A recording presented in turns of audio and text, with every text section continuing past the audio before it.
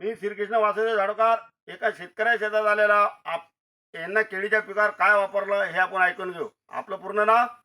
सुभाष उत्तम अमलकार. अमलकार साहेब, या केळीच्या पिकावर आपण काय वापरलेलं आहे? त्यावर मल्टीप्लाय वापरलं.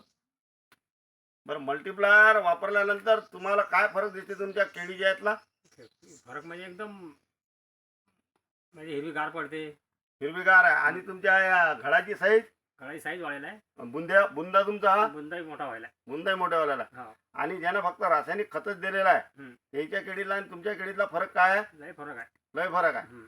आणि मल्टीप्लायरचा खर्च तुमचा किती आहे तरी?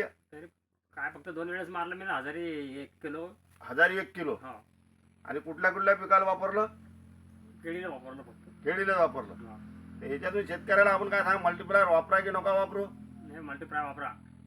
चला, धन्यवाद धन्यवाद धन्यवाद.